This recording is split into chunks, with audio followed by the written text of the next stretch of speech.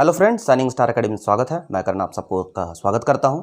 आज हूल दिवस है, तो सबसे पहले सभी छात्रों को हूल दिवस की बहुत बहुत शुभकामनाएं। 30 जून 1855 को साहेबगंज के भोगनाडीह में सिद्धू कानू, चांद भैरव, फूलो झानो, 4 भाई और 2 बहनों ने अंग्रेजों के विरोध में स्वतंत्रता की पहली बिगुल बजाई थी। इसीलिए इसे हम हूल विद्रोह के नाम से जानते हैं। करीब करीब संथाल परगना में 20,000 संथाली जो हैं इस विद्रोह में मारे गए थे। बहुत ही संथालियों के साथ बहुत ही बड़ी त्रासदी हुई थी। उनके ज़मीनों को जो बाहर के दिकुओं और अंग्रेज़ों के द्वारा जो अधिग्रहण किया जा रहा था, लिया जा रहा था, उनके माए माटी को जो लिया जा रहा था, उसी के विद्रोह स्वरूप सिद्धू कानू, चांद भैरव द्वारा 30 जून 1855 को भोगनाडीह में जमा होकर हूल क्रांति की एक नई बिगुल बजाई थी और डू और डाई, करो या मरो, अंग्रेजों हमारी माटी छोड़ो का नारा दिया गया था। तो यहाँ पर बहुत सारे, यहाँ पर आप स्वयं यह गौर कर सकते होंगे कि तकरीबन 90 वर्ष पूर्व ही 1942 के 90 वर्ष पूर्व ही झारखंड की धरती से ही करो या मरो का नारा 2 भाइयों सिद्धू कानू और उनके साथ जो छोटे भाई थे चांद भैरव और 2 बहनों फूलो झानो के द्वारा दिया गया। साथ ही साथ कई इतिहासकारों ने भी आज ये टॉपिक तो हमारा नहीं है, लेकिन थोड़ा सा मैं आपको बतला देना चाहता हूं कि कई इतिहासकारों ने इसे स्पष्ट रूप से इसमें कहा है कि भारत का जो प्रथम स्वतंत्रता संग्राम 1857 को कहा जाता है, तो 1857 का विद्रोह जो है वो भारत का पहला स्वतंत्रता संग्राम न होकर 1855 में जो संथाल विद्रोह हुआ, जिसने पहली बार अंग्रेजों की चूल्हे हिला दी, तो उस विद्रोह को भारत का पहला स्वतंत्रता संग्राम, भारत की पहली क्रांति की निश्चित रूप से संज्ञा देनी चाहिए। और मैं स्वयं भी व्यक्तिगत रूप से इसका समर्थन करता हूं कि 1857 की जो क्रांति थी और जो विद्रोह था, उसे भारत का प्रथम स्वतंत्रता संग्राम न कहकर झारखंड की धरती से उठने वाले 1855 में जो संथाल विद्रोह, जो हूल क्रांति थी, उसे भारत का प्रथम स्वतंत्रता संग्राम का दर्जा दिया जाना चाहिए। और हम झारखंडियों का भी यह फर्ज होना चाहिए कि इतिहास के पन्नों में इस महान विद्रोह को निश्चित रूप से सभी पाठ्यक्रमों में दर्ज कराएं, पूरे भारतवर्ष के पाठ्यक्रमों में और इतिहास के पुस्तकों में दर्ज कराएं। साथ ही साथ इसे भारत के स्वतंत्रता संग्राम, प्रथम स्वतंत्रता संग्राम के रूप में इसे ख्याति प्राप्त हो, इसका पुरजोर समर्थन करे और यह प्रयास करे कि 1857 से पूर्व 1855 के हूल विद्रोह को भारत का प्रथम स्वतंत्रता संग्राम कहा जाए। ठीक है दोस्तों, तो चलिए इसके बाद हम चलते हैं वापस आज अपने टॉपिक पर। आज चलते हैं हम ये अपने टॉपिक पर, जो हमारा टॉपिक है CNT एक्ट। ठीक है, तो इसके पहले CNT एक्ट में हमने अध्याय 7 तक देख लिया है। ठीक है, थोड़ा सा हम बैक जाते हैं। जैसे हमने अध्याय 4 में रैयत यानी अधिभोगी रैयत के बारे में जाना। कौन अधिभोगी रैयत है, किसको बंदोबस्त रैयत बोलेंगे, इसको जाना 16 से 36 में। फिर हमने धारा 37, बहुत इंपॉर्टेंट है, खूटकट्टी अधिकार प्राप्त रैयत के बारे में देखा 37 में। फिर उसके बाद अंधिभोगी रैयत के बारे में हमने अध्याय 6 में देखा और अध्याय 7 में हमने विशेषाधिकार प्राप्त जो भूमि है उसमें अधिभोगी रैयत और अंधिभोगी रैयत यानी अध्याय 4 और 6 के प्रावधानों से छूट की बात अध्याय 7 में की गई। अध्याय 8 पर हम लोग चलते हैं। ठीक है, 43 लास्ट हमने धारा देखा था कि अध्याय 4 और अध्याय 6 से छूट प्राप्त भूमियां कौन कौन है, जो कि विशेषाधिकार युक्त भूमियां वो कौन कौन है हमने धारा 43 में देखा था। आज हम लोग धारा 44 चलेंगे, धारा 45 चलेंगे, धारा 46 चलेंगे। अध्याय 8 जो है वो CNT एक्ट का सबसे महत्वपूर्ण अध्याय है। इस बात को नकारा नहीं जा सकता है, क्योंकि पूरा CNT एक्ट का केंद्र बिंदु जो है वो अध्याय 8 का धारा 46 है। इसीलिए पूरे सीएनटी एक्ट की अगर बात की जाए तो सबसे महत्वपूर्ण जो धारा है वो है आर्टिकल 46, याद रखिएगा, क्योंकि इसी धारा में बतलाया गया है कि कोई जनजाति आदिवासी अपनी भूमि को हस्तांतरित विक्रय दान नहीं कर सकता है। अगर कर सकता है तो केवल आदिवासी या जनजाति का सदस्य जो है एसटी को कर सकता है। इसी धारा में बताया गया कि एससी जो अनुसूचित जाति का सदस्य है वो एससी को कर सकता है, अनुसूचित जनजाति को कर सकता है, और जो पिछड़ा वर्ग ओबीसी है वो ओबीसी को ही अपने जमीन का बिक्री कर सकता है या दान या वसीयत में लिख सकता है।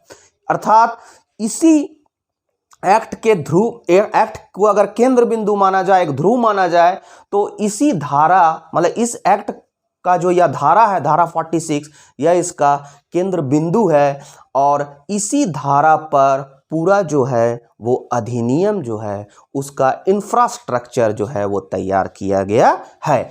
यही वह धारा है जिस धारा में यह जो उल्लेखित है उससे आदिवासियों की भूमि को संरक्षित किया जाने का बहुत ही सशक्त प्रावधान किया गया है। इसलिए धारा ये जो है काफ़ी बड़ा है। मैंने अभी आज आपको धारा 46 का 70% आज पढ़ाऊंगा। कुछ 2-3 पॉइंट बच गए हैं, उसको अगले वीडियो में मैं प्रयास करूंगा, उसके अगले वीडियो में आपको वो हो जाएगा क्लियर, ठीक है। तो धारा 46 और धारा 44, धारा 45 हम चलते हैं। आज हम 3 ही धारा पढ़ेंगे भी इस वीडियो में, ठीक है। लेकिन बहुत महत्वपूर्ण अध्याय 8 है। अध्याय 8 का भी सर्वाधिक महत्वपूर्ण जो है वो धारा 46 है, ठीक है। अब अध्याय 8 जो टोटल है वो धारा 44 से 51 तक में है, जिसमें एक महत्वपूर्ण जो धारा है वो महत्वपूर्ण धारा 46 है, एक धारा 49 है। इसलिए आप लोग धारा 46 और धारा 49 में क्या है और क्या नहीं है इसको अच्छी तरह आप लोग समझ लेंगे, पढ़ लेंगे, ठीक है। चलिए चलते हैं। तो अध्याय 8 का शीर्षक क्या है?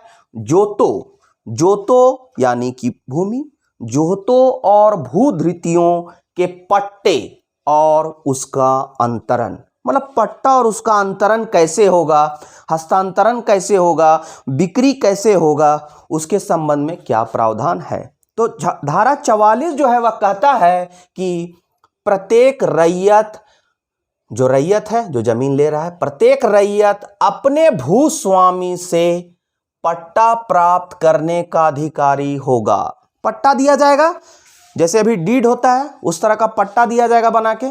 प्रत्येक रैयत जो है वो अधिकारी होगा। जैसे जमीन लिया तो प्रत्येक रैयत अपने भूस्वामी उस समय जमींदार, अभी सरकार, तो प्रत्येक रैयत जो है सरकार या जमींदार से जो है वो पट्टा प्राप्त करने का हकदार होगा, ठीक है। और उस पट्टे में क्या होगा, लिखी हुई होगी कि लगान आपको प्रतिवर्ष कितना देना है वो दर्ज होगा।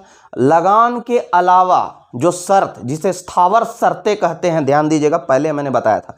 तो लगान के अलावा जो स्थावर शर्तें हैं, जैसे भूमि की प्रकृति क्या है, भूमि का क्षेत्रफल क्या है, ठीक है, भूमि जब आप धारण कीजिएगा तो उसकी क्या क्या शर्तें होंगी, ये सब जो है वो भी उस पट्टे में दर्ज होगा, रिकॉर्ड होगा, लिखित होगा।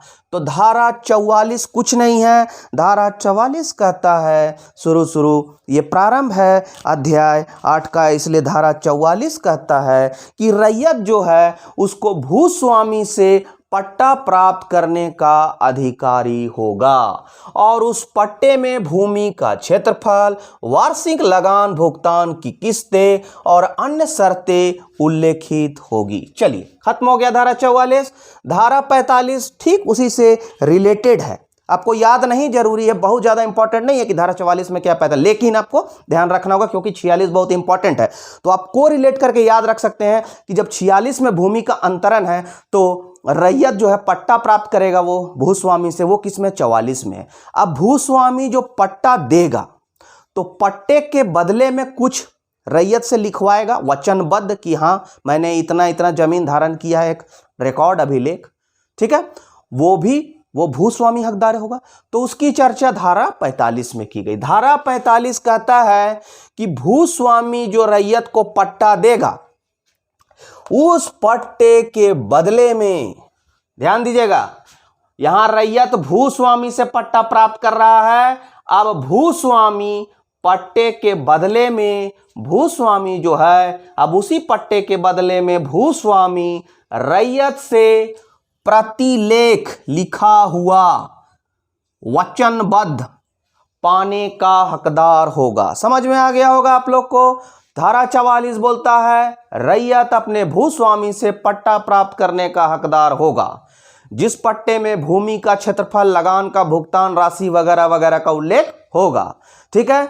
और पट्टे के बदले में भूस्वामी जो है वो रैयत से, ठीक है, प्रतिलेख वचनबद्ध पाने का हकदार होगा। ठीक है। 44-45 हो गया खत्म। चलिए ठीक है। अब धारा 46 में आपको बता चुका हूं कि धारा 46 सबसे महत्वपूर्ण धारा है। इसमें कहा गया है कोई आदिवासी है, एसटी है, तो वो एसटी को जमीन बेचेगा। एससी है तो एससी को बेच सकता है, ओबीसी है तो ओबीसी को जमीन बेच सकता है। ठीक है, यही कर सकता है। यही धारा 46 का मेन बिंदु है। तो इसमें थोड़ा अंतर क्या है, एसटी अगर एसटी को जमीन बेच रहा है तो उसमें जो एसटी खरीद रहा है, मतलब जो क्रेता है, जो खरीद रहा है, और हम जो बेच रहे हैं, बुक में आपको मिलेगा वर्ड कुछ टफ, ठीक है, अंतरक, अंतरिति, ठीक है, तो उसमें आपको फंसने का नहीं है, आप अभी समझ जाइए। ठीक है, तो हम जमीन बेच रहे हैं, मतलब हम विक्रय करने वाले हैं, और वो क्रेता है। मतलब अगर हम जमीन बेच रहे हैं तो हम लिखने वाले हैं, लेखाकारी। किसको लिखेंगे? आपको लिखेंगे तो आप हुए लेखाधारी। ठीक है, हम लेखकारी हैं, जमीन बेचने वाला, आप लेखाधारी हैं, खरीदने वाला। ठीक,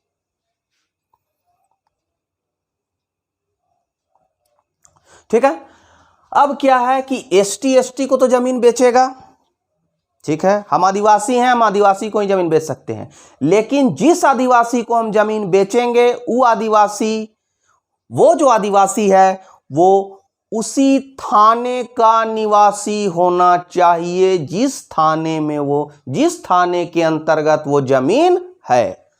कहने का मतलब है जमीन का अपना खाता होता है, प्लॉट नंबर होता है, अंचल होता है, मौजा होता है, और वहां थाना नंबर अलग होता है लिखा हुआ। ठीक है, कि इतना थाना नंबर 122, वो पुलिस स्टेशन वाला थाना नहीं, जमीन का अलग थाना होता है। तो जिस थाने नंबर के अंतर्गत वो जमीन है, उसी थाने का निवासी उस जमीन को खरीद सकता है। यानी अगर एसटी को बेचेगा तो जरूर बेच सकता है, लेकिन वो एसटी उसी थाने का स्थायी निवासी होना चाहिए, उसका आवासीय वहीं का होना चाहिए जिस थाने में जहां की वह जमीन खरीद रहा है। समझ गए? यही चीज है एससी को बेचेगा, ओबीसी को बेचेगा। इसमें थोड़ा सा बढ़ा दिया है एक्ट में, थोड़ा धारा में क्राइटेरिया जो है ना वो क्या उसको बोलते हैं, थाना का कॉन्सेप्ट हटा दिया है। थाना के कॉन्सेप्ट को हटा के इसमें लाया है जिला का कॉन्सेप्ट। जैसे रांची जिला मान लीजिए, सबकी राजधानी है झारखंड की। ठीक है, अब झारखंड के रांची जिले का कोई एससी है, वो किसी एससी को जमीन बेचना चाहता है, या ओबीसी है, ओबीसी को जमीन बेचना चाहता है, तो वो रांची जिला के ही एससी को एससी जमीन बेच सकता है। ओबीसी रांची जिला के ही ओबीसी को जमीन बेच सकता है। उसके लिए जो सीमा है, जो भौगोलिक सीमा है, एससी और ओबीसी के लिए बढ़ा दिया गया है। लेकिन एसटी अगर कोई रांची का है तो वो रांची जिला में किसी एसटी को भी चाहेगा तो नहीं बेच सकता है, उसी थाने का एसटी को ही जमीन बेच सकता है। यही है 46 का मेन। ठीक है, तो चलिए हम लोग देखते हैं लिखा हुआ शब्दों में किस प्रकार है। रैयत द्वारा अपने अधिकारों का अंतरण। रैयत जो है अपने अधिकारों का, अपने राइट्स का कैसे अंतरण करेगा, कैसे बेच देगा या बंधिक रख देगा, एग्रीमेंट कर देगा अपने अधिकार को, कैसे, या वसीयत दे देगा या दान दे देगा, कैसे, तो यही है। तो धारा 46 रैयत द्वारा अपने जोत के अधिकारों का अंतरण से संबंधित है। फिर दे बोलते हैं रैयत द्वारा अपने अधिकारों का अंतरण से संबंधित है। ठीक है, बहुत महत्वपूर्ण धारा है, इसलिए मैंने इसका एक टॉपिक बना दिया। चलिए, रैयत अपने जोत या उसके किसी भाग, जोत मान लीजिए 1 एकड़ जोत है, उसका एक भाग 1 कट्ठा मान लीजिए, उसके किसी भाग को बंधक, CNT एक्ट ध्यान दीजिएगा आदिवासी लोग के लिए बना हुआ है, उसके इसमें SC OBC का भी प्रावधान है, इसलिए इसमें जनरल के लिए प्रावधान नहीं है। ठीक है, जनरल का ये प्रावधान नहीं है। जनरल किसी को भी जमीन, सामान्य जाति का आदमी किसी को भी जमीन बेच सकता है, लेकिन ले नहीं सकता है। ठीक है, अब देखिए, रैयत अपने जोत या उसके किसी भाग को बंधक, विक्रय, बंधिक रख सकता है, बिक्री बेच सकता है, दान कर सकता है, एग्रीमेंट जो है उन, अथवा स्थानांतरण नहीं कर सकता है। पहला बार में बोल रहा है कि CNT एक्ट के अंतर्गत जो जाति आती है वह अपनी जमीन को क्या कर सकता है, अपनी जमीन को बिक्री नहीं कर सकता है, दान नहीं कर सकता है, बंधक नहीं कर सकता है, हस्तांतरण नहीं कर सकता है, मतलब स्थानांतरण नहीं कर सकता, वही हस्तांतरण, एग्रीमेंट नहीं कर सकता है, लेकिन कर सकता है। उसके कुछ अपवाद हैं, किस प्रकार करेगा उसका कुछ नियम है, कानून इसी तरह लिखे जाते हैं, इसलिए इस तरह से लिखा हुआ है। ठीक है, अब देखते हैं कैसे हम लोग करेंगे उसका अंतरण। पहला पॉइंट, यदि अधिभोगी रैयत, यार रैयत मानिए, यार रैयत, अधिभोगी रैयत में मतलब अंधिभोगी नहीं आया, अधिभोगी रैयत लगान टैक्स कर रहा है, उसका अधिभोग का अधिकार है, उसको खुटकट्टी अधिकार रैयत बीसी में आ गया। तो यदि अधिभोगी रैयत किसी ST का सदस्य हो, मतलब अनुसूचित जनजाति आदिवासी हो, तो उपायुक्त DC की अनुमति लेना आवश्यक है इसमें। तो उपायुक्त की अनुमति से अपनी जोत मतलब अपनी भूमि या उसका कोई भाग को विक्रय, दान कर सकता है, अंतरण कर सकता है, बेच सकता है, दान दे सकता है या हस्तांतरित कर सकता है, दे सकता है। अब पैसा जो ले उसका मर्जी। तो विक्रय, दान, अंतरण एक ST को ही कर सकता है, मतलब अनुसूचित जनजाति को ही कर सकता है। साथ ही वह उसी थाने का अस्थाई निवासी होना चाहिए, साथ ही वह उसी थाने का स्थायी निवासी होना चाहिए। ठीक है, तो हमने क्या देखा कि रैयत अपने जोत या उसे किसी भाग को विक्रय, दान, हस्तांतरण,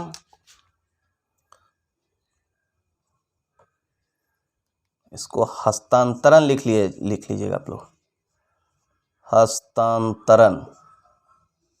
हस्तांतरण नहीं कर सकता है, लेकिन कब कर सकता है, कुछ अपवाद है। यदि अधिभोगी रैयत किसी अनुसूचित जनजाति का सदस्य है तो उपायुक्त की अनुमति से अपने जोत उसके किसी भाग का विक्रय, दान, अंतरण एक ST को कर सकता है, साथ ही वह उसी थाने का स्थायी निवासी होना चाहिए। ठीक उसी प्रकार बता चुका हूं मैं, यदि रैयत SC हो या OBC का सदस्य है तो भी DC का अनुमति लेगा, उपायुक्त का अनुमति से अपने जोत और उसके किसी भाग का विक्रय, दान, हस्तांतरण, अंतरण SC को करेगा, OBC को करेगा DC की अनुमति से लेके। ये नहीं कि SC OBC को बेच देगा, OBC SC को, ऐसे नहीं। SC को बेचेगा, OBC को बेचेगा, ST जो है वो ST को बेचेगा, यही समझ के रखिए। अब जब ST को बेच रहा था तो एक थाना का होना चाहिए था। अब जब SC को बेचेगा और OBC को बेचेगा, ठीक है, तो खरीदने वाला जो है, खरीदार, क्रेता, उस जिले का निवासी होना चाहिए जहां का भूमि है, जहां का बेचने वाला है, बेचने वाला जो भूमि जहां का बेच रहा है उसी जिले का होना चाहिए, बतला चुका हूं। तो ST को जमीन बेचेगा लेकिन सेम थाना का निवासी होना चाहिए, SC को बेचेगा, OBC को बेचेगा, सेम जिला का होना चाहिए, यही इंपॉर्टेंट। अब देखिए, यदि अधिभोगी रैयत सामान्य जाति का हो, यदि रैयत जनरल हो, ना ST हो, ना SC हो, ना OBC हो, तो वह किसी को भी अपनी जमीन बिक्री कर सकता है, दान दे सकता है, हस्तांतरण कर सकता है, अंतरण कर सकता है। ठीक है, किसी भी जाति को, लेकिन वह एसटी एससी का या ओबीसी का ले नहीं सकता है। ठीक है, वही लिखा हुआ। अधिभोगी रैयत सामान्य जाति का हो तो वह अपनी भूमि किसी को भी बिक्री, दान, वसीयत, विनिमय या पट्टा एग्रीमेंट जो भी है कर सकता है। ठीक है, चलिए 46। अब अगला पॉइंट क्या है ये तो समझ गए आप। 44 में जैसे कि हमने देखा था कि रैयत अपने भूस्वामी से पट्टा प्राप्त करने का अधिकारी है, उसी तरह पट्टा जब देगा भूस्वामी तो रैयत से प्रतिलेख वचनबद्ध पाने का हकदार होगा। 46 में जो है भूमि का अंतरण जो है रैयत द्वारा अपने अधिकारों का अंतरण से संबंधित प्रावधान है। अब नेक्स्ट पॉइंट क्या है, यदि कोई अधिभोगी रैयत अपने जोत या उसके किसी भाग का अंतरण, यदि कोई रैयत या अधिभोगी रैयत अपने जोत या उसके किसी भाग का अंतरण बिक्री, दान या वसीयत, ठीक है, किसी कोऑपरेटिव सोसाइटी को करता है, ठीक है, करना चाहता है, कोई कोऑपरेटिव सोसाइटी, कोई सहकारी समिति, ध्यान दीजिएगा, सहकारी समिति को करना चाहता है। सहकारी समिति रजिस्टर्ड होना चाहिए कोऑपरेटिव सोसाइटी। आप सुनते होंगे कोऑपरेटिव का जमीन है, तो जब मान लीजिए कहीं पर जनरल का जमीन है, कहीं एससी का जमीन है, कहीं ओबीसी का जमीन है, उन लोग सबको जमीन अपना बेचना है, तो उसके लिए कोऑपरेटिव एक्ट के तहत जो है एक कोऑपरेटिव सोसाइटी का निर्माण किया जाता है और वो सोसाइटी उस जमीन को खरीदती है और जो सोसाइटी जमीन को खरीदती है वही उससे बसाती है। ठीक है, तो उसी तरह का जमीन होता है कोऑपरेटिव का जमीन। ठीक, तो कोऑपरेटिव के लिए बिहार और उड़ीसा सहकारी समिति अधिनियम 1935 में बना था, ध्यान दीजिएगा। तो उसी कोऑपरेटिव एक्ट, बिहार और उड़ीसा सहकारी समिति अधिनियम कोऑपरेटिव एक्ट 1935 के तहत जो कोऑपरेटिव सोसाइटी जो है रजिस्ट्रीकृत होगा, ये नहीं कोई भी बोल दिए कोऑपरेटिव सोसाइटी, तो वैसे नहीं, कोई अधिभोगी रैयत अपने जोत या उसके किसी भाग का अंतरण, बिक्री, दान, वसीयत किसी कोऑपरेटिव सोसाइटी को, ठीक है, जो कोऑपरेटिव सोसाइटी एक्ट 1935 पूरा बिहार और उड़ीसा सहकारी समिति अधिनियम 1935 के तहत कोई पंजीकृत कोऑपरेटिव सोसाइटी को या कोई बैंक रजिस्ट्रीकृत बैंक को या केंद्र सरकार या फिर राज्य सरकार के कोई उपक्रम को करना चाहता है तो वह कर सकता है। कोई एसटी है या एससी है या ओबीसी है, रैयत है, वह अपना जमीन जो है कोई कोऑपरेटिव को देना चाहता है स्वेच्छा से कि आप ले लीजिए मेरा जमीन, तो वो कर सकता है, दे सकता है। एसटी एससी को नहीं दे सकता है, ओबीसी को नहीं दे सकता है, लेकिन केंद्र सरकार का कोई उपक्रम है तो वो दे सकता है, राज्य सरकार का कोई उपक्रम है तो वो दे सकता है। यदि केंद्र या राज्य सरकार का 51% भी शेयर में हिस्सेदारी वाला कोई उपक्रम है, कंपनी है, तो उसमें भी दे सकता है। ठीक है, दे सकता है। ठीक, केंद्र सरकार के उपक्रम को दे सकता है, राज्य सरकार के उपक्रम को दे सकता है, कोई बैंक को दे सकता है, कोई नेशनलाइज्ड जो बैंक है रजिस्ट्रीकृत बैंक उसको दे सकता है, राष्ट्रीयकृत बैंक। ठीक है, रजिस्ट्रीकृत यहां नहीं होना चाहिए, यहां राष्ट्रीयकृत होना चाहिए, आप ध्यान दे दीजिएगा। ठीक है, कोई दिक्कत नहीं, रजिस्ट्रीकृत कर लीजिएगा, सॉरी राष्ट्रीयकृत कर लीजिएगा, नेशनलाइज्ड बैंक। तो नेशनलाइज्ड बैंक को या केंद्र सरकार या राज्य सरकार के कोई उपक्रम को या कोऑपरेटिव सोसाइटी को अगर चाहे तो जमीन जो है वो क्या कर सकता है, वो दे सकता है। ठीक, तो यहां हमने क्या देखा, एक पॉइंट एसटी एसटी को देगा, एससी एससी को देगा, ओबीसी ओबीसी को देगा, एक में थाना के अंतर्गत का प्रावधान, एक में जिला का अंतर्गत प्रावधान। जनरल जो है किसी को भी अपना जमीन दे देगा, लेकिन यदि कोई कोऑपरेटिव सोसाइटी एक्ट के तहत पंजीकृत कोऑपरेटिव सोसाइटी है या कोई बैंक है नेशनलाइज्ड या कोई केंद्र सरकार राज्य सरकार का उपक्रम है, तो उसको भी अधिभोगी रैयत अपना जमीन का हस्तांतरण, विक्रय, दान, वसीयत कर सकता है। ठीक, हाँ, अब नेक्स्ट, अगर जोत या उसके भाग के संबंध में, अगर जोत या किसी भाग के संबंध में जो हस्तांतरण हुआ है, कोई केस हो जाए, कोई वाद लंबित है जिसमें एक पक्ष एसटी हो और दूसरा पक्ष एससी हो या ओबीसी हो या जनरल हो, मतलब एक पक्ष अनुसूचित जनजाति का हो, दूसरा गैर अनुसूचित जनजाति का हो, तो उसमें आवश्यक पक्षकार जो होगा, तीसरा आवश्यक पक्षकार कौन होगा, उपायुक्त महोदय होंगे, डीसी।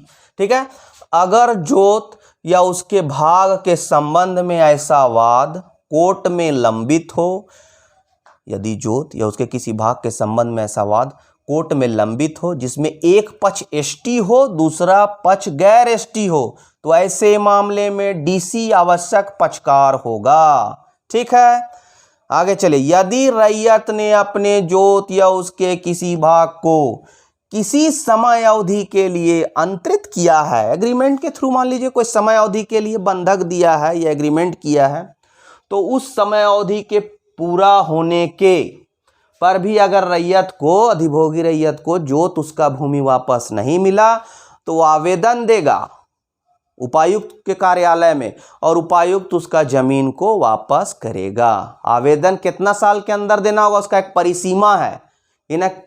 ये नहीं कि कभी भी हम आवेदन दे दिए 30-40 साल बाद कि हमको अभी तक जमीन नहीं मिला, वैसे नहीं, 3 साल के भीतर देना होगा। तो ये ध्यान रखिएगा आप लोग कि 3 साल के भीतर आवेदन देना होगा। अगर कोई जोत या उसके भाग के संबंध में ऐसा वाद कोर्ट में लंबित है जिसमें एक पक्ष एसटी है दूसरा गैर एसटी है, तो आवश्यक पक्षकार डीसी होगा। ठीक हो गया। यदि रैयत ने अपने जोत या उसके किसी भाग को किसी समय अवधि के लिए अंतरित किया हो, तो उस समय अवधि की समाप्ति के 3 वर्षों के भीतर रैयत के आवेदन करने पर उपायुक्त डीसी रैयत को जमीन वापस दिलाएंगे। पहले आप लोग स्क्रीनशॉट ले लीजिए।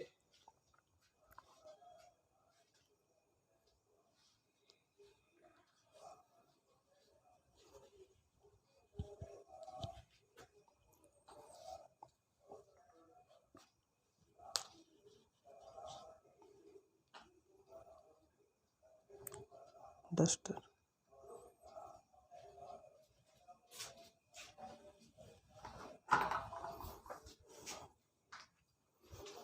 चलिए, उम्मीद कर रहे हैं कि सबों ने स्क्रीनशॉट ले लिया होगा। यहाँ राष्ट्रीयकृत बैंक लिखी, वो ज़्यादा होगा, बुक में रजिस्ट्रीकृत गलत लिखा हुआ है, ये राष्ट्रीयकृत होना चाहिए। राष्ट्रीयकृत, देखिए शब्द लिखने में हो सके गलत हो जाए तो क्षमा चाह रहे हैं, राष्ट्रीयकृत है। ठीक है, राष्ट्रीयकृत होना चाहिए। ठीक है, आप इंग्लिश में मैं लिख देता हूँ यहाँ पर। ठीक है, नेशनलाइज,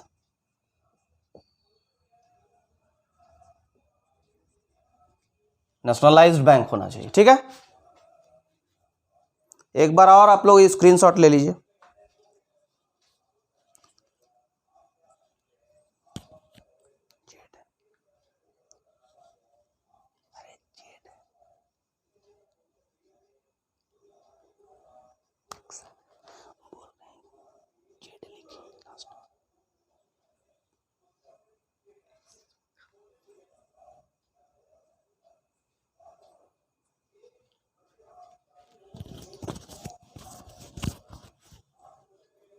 चलिए, सबने स्क्रीनशॉट ले लिया। चलिए, हो गया। तो आज इतना ही। तो हमने देखा, एक बार मैं री कर देता हूँ, प्रत्येक रैयत अपने भूस्वामी से पट्टा को प्राप्त करने का अधिकारी होगा। पट्टे के बदले में भूस्वामी भी रैयत से एक वचनबद्ध पाने का हकदार होगा। ठीक है, उसके बाद धारा 46, एसटी एसटी को जमीन बेचेगा, एससी एससी को बेचेगा, ओबीसी ओबीसी को बेचेगा। बस थाना और जिला का मैटर है। सामान्य जाति का किसी को भी बेच सकता है। ठीक है, यदि केस चल रहा है जमीन के अंतरण में, एक पक्ष एसटी है दूसरा गैर एसटी है, तो आवश्यक पक्षकार डीसी होंगे। एक पॉइंट और हमने डिस्कस किया कि यदि जोत या उसके किसी भाग को अंतरित किया गया है और समय अवधि हो गई है, तो 3 वर्ष के, और उसको अगर जोत वापस नहीं मिला हो रैयत को, तो 3 वर्षों के भीतर भीतर आवेदन देगा और वो क्या होगा, 3 वर्षों के भीतर रैयत के आवेदन करने पर डीसी रैयत को जमीन वापस दिला देगा। ठीक है, एक पॉइंट हमने डिस्कस किया कि जमीन तो एसटी किसी को दे नहीं सकता है, केवल एसटी को देगा। लेकिन यदि कोई कोऑपरेटिव सोसाइटी है, 1935 अधिनियम के अंतर्गत, बिहार उड़ीसा सहकारी समिति अधिनियम 1935 के तहत कोऑपरेटिव सोसाइटी है, या कोई सेंट्रल गवर्नमेंट, केंद्र सरकार या राज्य सरकार का फॉर्म है, कंपनी है, निगम है, कोई भी उपक्रम है, तो वैसी स्थिति में, या फिर कोई बैंक है, नेशनलाइज बैंक है, तो वैसी स्थिति में जो है वो जमीन जो है उसको दे सकता है, हस्तांतरित कर सकता है, बिक्री कर सकता है, अंतरण कर सकता है। ठीक है, कुछ दिन के लिए एग्रीमेंट दे सकता है, बंधक दे सकता है, अपने हिसाब से रैयत वो काम कर सकता है। ठीक है, चलिए, उम्मीद कर रहे हैं कि आज का वीडियो आपको समझ में आया होगा। धारा 46 के कुछ पॉइंट्स, क्योंकि ये बहुत लंबी धारा है, ठीक है, तो कुछ पॉइंट्स, हालांकि मैंने मोटा मोटी जो मेन पॉइंट्स था वो क्लियर कर दिया है, 2-3 पॉइंट और छूट गए, नेक्स्ट वीडियो में बता दूंगा मैं उसे, ठीक है। और इसके बाद एक वीडियो में ये अध्याय 8 आपको समाप्त हो जाएगा और हम अध्याय 9 की ओर चलेंगे। एक और भी महत्वपूर्ण सूचना देनी थी कि डिस्क्रिप्शन बॉक्स में आज के बाद से जितने वीडियो डाले जाएंगे तो उसमें मैं डिस्क्रिप्शन बॉक्स में आपका टेलीग्राम का लिंक जो है उसमें शेयर कर दूंगा, तो ताकि जो भी टेलीग्राम चैनल से बच्चे जुड़ना चाहते हैं वो जुड़ सकते हैं, उनको इन्फॉर्मेशन मिलता रहेगा और साथ में जो भी हम लोग से हो सकेगा, हम और हमारी टीम से, वो आप लोगों को ज़्यादा, आप लोगों के लिए फ़ायदेमंद रहेगा, लाभदायक रहेगा। ठीक है दोस्तों, ठीक है, मिलते हैं नेक्स्ट वीडियो में। जय हिंद, जय भारत।